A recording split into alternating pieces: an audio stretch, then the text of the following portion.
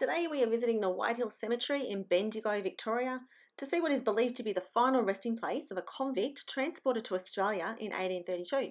His name was Richard Dillingham.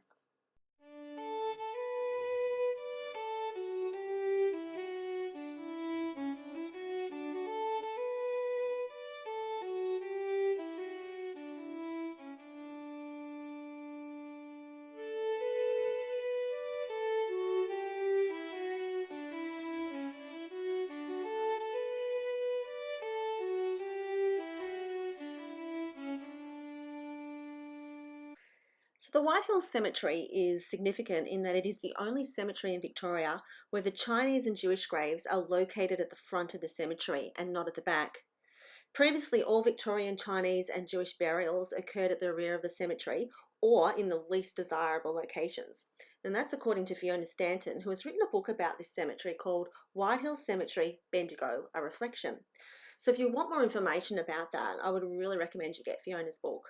And here we are at the entrance to the Whitehill Cemetery, and there are two of the most glorious Moreton Bay figs that have been planted, probably back in 1888, when a decision was made to spruce the cemetery up. It had developed quite a bad reputation, and anyone respectable would be buried at the Bendigo Cemetery, not the Whitehill Cemetery. So the famous Bendigo architect, William Charles Varlin, was commissioned to build and design some cemetery gates, and here they are. And they're really quite beautiful. And apparently they did change the whole entire atmosphere of the cemetery.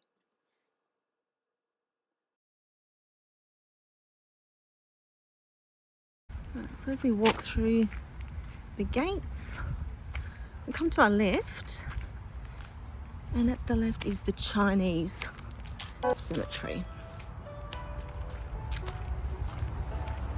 And you can tell the graves are very different to the rest of the graves in the cemetery. And over there is the burning tower that was used, well, I don't even know if it still is used, it might still be used for burnt offerings to the ancestors.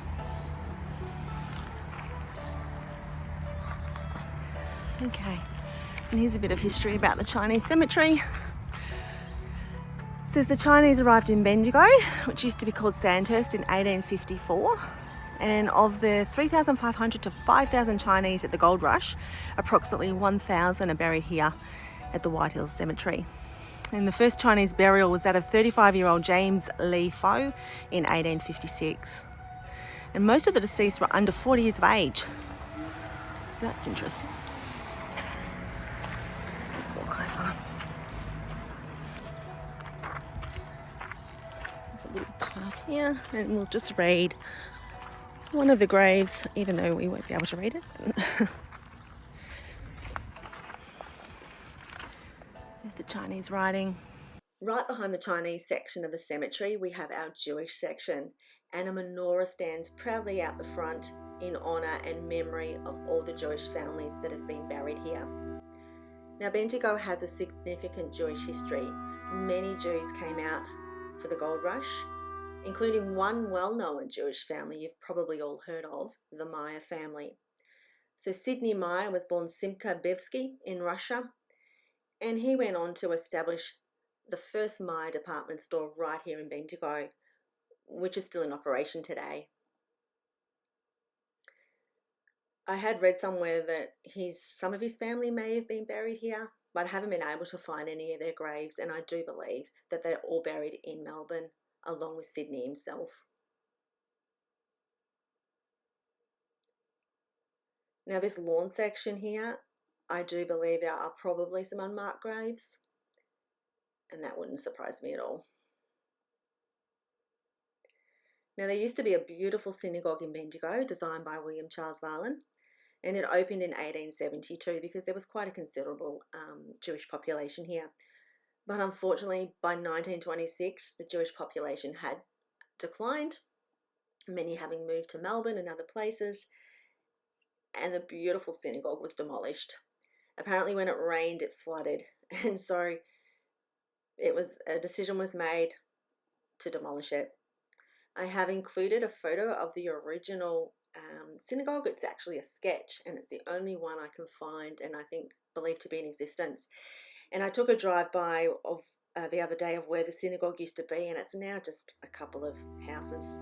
It's very disappointing.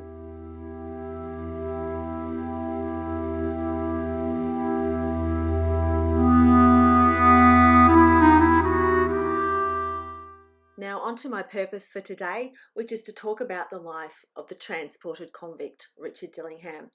Now we believe Richard is buried in a part of the cemetery known as Pauper's Paddock. Now Pauper's Paddock, as you can imagine, is right up the back of the cemetery, but more about that later. Now I first came upon Richard's story through a book I found in the library.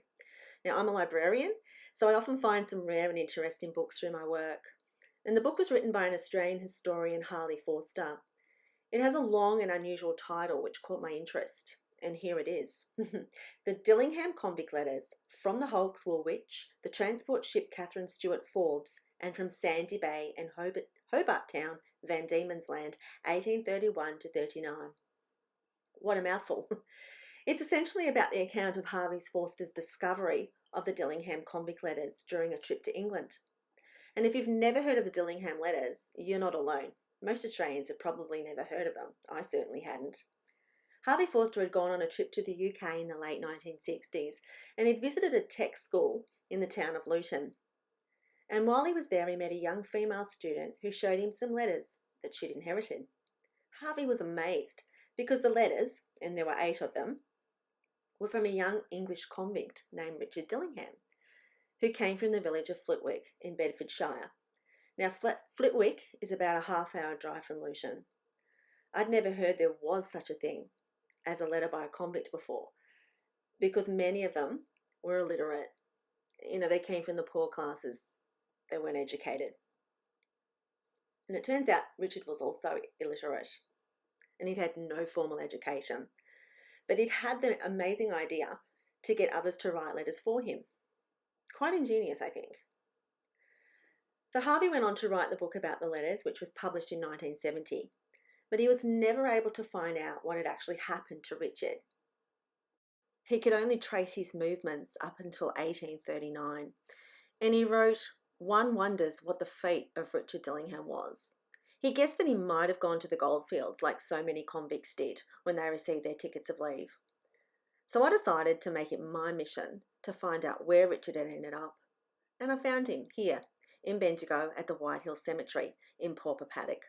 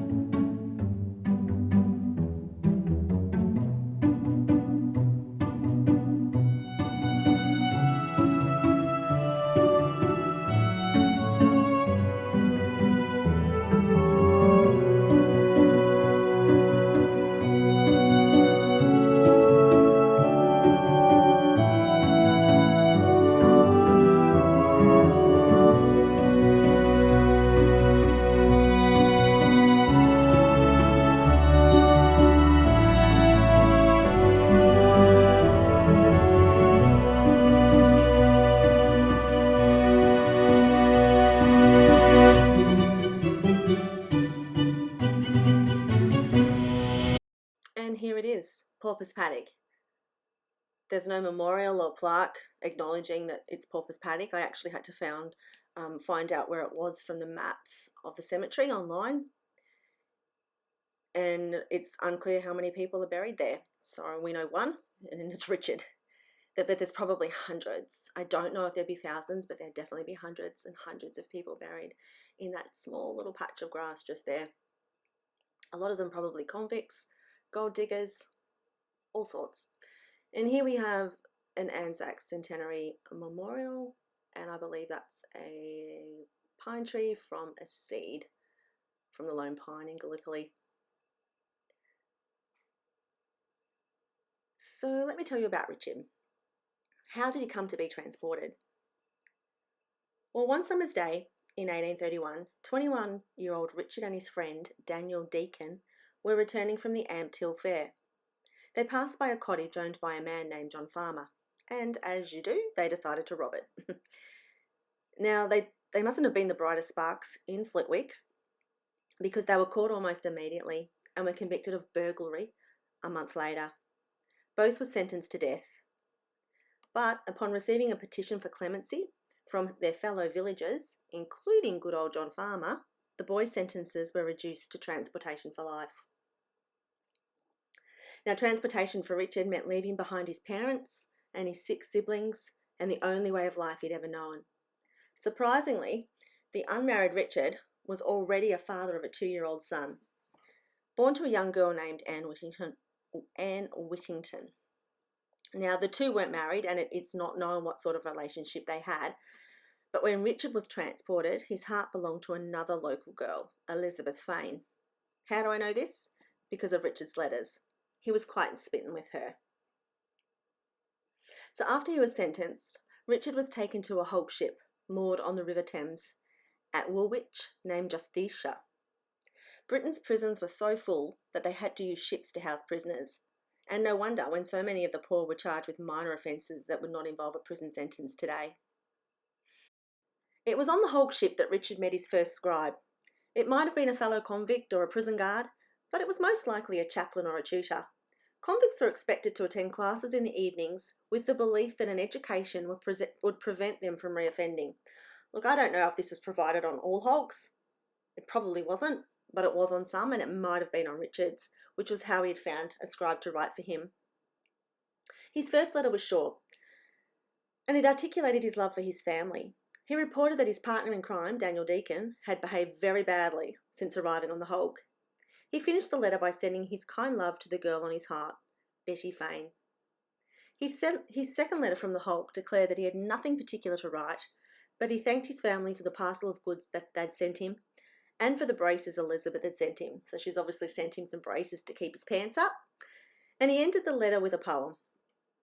My sincere thanks to my ever adorable Betsy Fane. Tell her that while there is a thread of the braces together, I will keep them for her sake. Be so good as to show her this letter. Dearest Betsy, the first of humankind, the thoughts of you will ever ease my mind. For though we at a distance are, I hope that God will be our leading star. The first is B, a setter bright, which plenty doth afear. The next is F, in all women's slight, the surname of my dearest dear. Look, the guy was no Shakespeare, but his heart was in the right place. Eventually, Richard was put onto the transportation ship, the Catherine Stewart Forbes, which would take him to Van Diemen's Land. It was a rocky start, as cholera had broken out on the ship and they had to quarantine at Plymouth for about a month, and 8 of the convicts died. They eventually reached Hobart 4 months later, in July of 1832. On arrival in Hobart, Richard is described as 5 feet 7 inches, with a round head, an oval face and a stout build. His hair and whiskers are brown, eyes grey, and his complexion was dark and pockmarked. So I had a little bit of fun with AI, and I put his description into a ChatGPT image maker, and this is what it came up with. I sometimes find AI makes people a little bit too good looking, so I asked for a little bit of a different version. There we go. A little bit more, I don't know. He might have looked like that, probably looked nothing like that, but it's just a little bit of fun you can have with AI these days. So Richard was assigned to 2 men when he arrived in Hobart, a Thomas Bell, who was a magistrate, an engineer and an inspector of public works, and to David Lamb, who was an architect, but he also ran a farm and a market garden south of Hobart in a place called Sandy Bay. Richard worked in the market gardens as free convict labour, a type of slave labour really, for 4 years, until he was able to find someone else to write a letter to his parents for him in 1836. In the letter, Richard gives no indication that he had received any letters from his family, and it is curious that he does not mention Elizabeth Fane. Or is it? I mean, the guy had been transported for life. Was he ever really going to have a relationship with Elizabeth, a future with her? Probably not. Anyway, sadly, it turns out Elizabeth had died in January of 1834, 2 years previously, and is buried in a church graveyard in Flitwick. We know this from records, not from any of Richard's letters. So Richard's first letter from Tasmania informed his parents that he had arrived in Van Diemen's Land, but that it had been a very unpleasant voyage. Cholera had raged on board, and Richard said that he had had a slight touch of it himself. He told them that he was comfortably situated and that his job was to drive a horse and a cart into Hobart town with the produce of the market garden for sale. He said that he had found his living better than he ever expected, and he thanked God for it. He described an abundance of food, tobacco, and that he was provided with clothes and shoes and wanted for nothing but his liberty.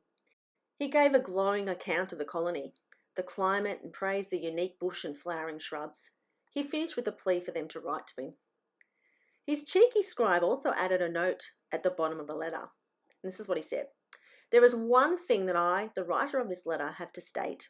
To, I dare say, your great satisfaction. Richard, I can say, is very steady.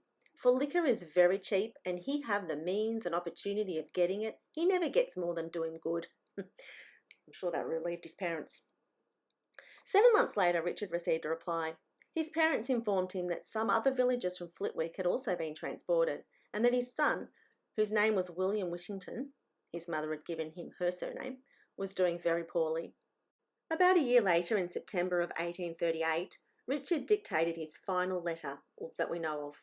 He informed his family that he had received a ticket of leave, which meant that he could now work for himself as long as he stayed in a certain area and reported to the authorities as required.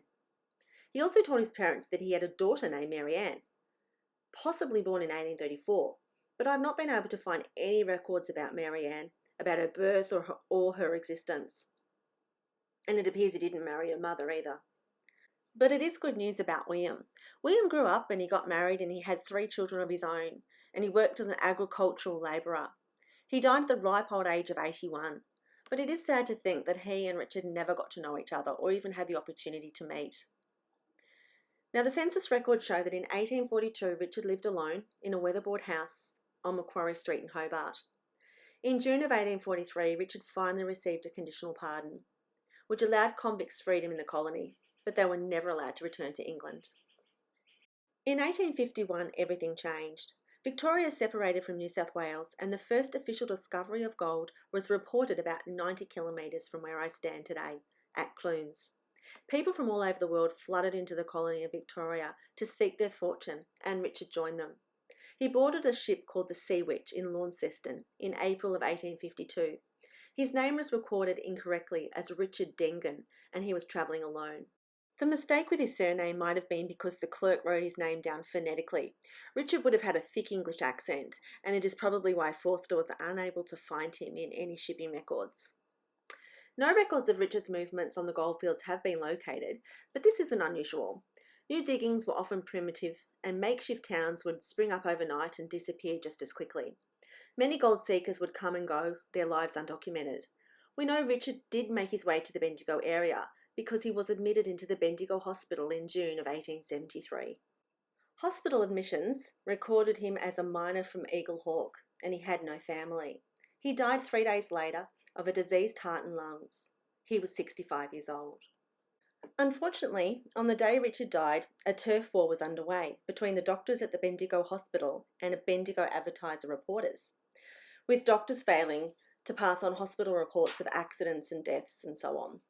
Under a page 2 headline, the editor of the Bendigo Advertiser wrote, "Dr. Hinchcliffe, the resident surgeon, and his assistant Dr. Wilkie do not consider it a part of their duty to let the public, whose servants they are, know what is proceeding within the walls of that institution.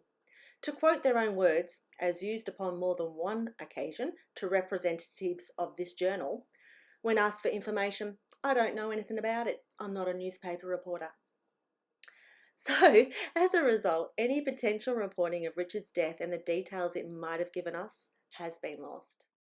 But Richard has been found, and although a majority of his life was unremarkable, his written experience of an Englishman banished to Australia will forever be remembered and treasured as part of our extraordinary convict history. And I just want to do a shout out to Margaret near Dillingham. She was the young student that Harley Forster met on his trip to Luton. She's Richard's grandniece. And I've been in contact with Margaret, and she's kindly helped me with my research on Richard. And I hope she watches this video to see the quite lovely place where her uncle lies today.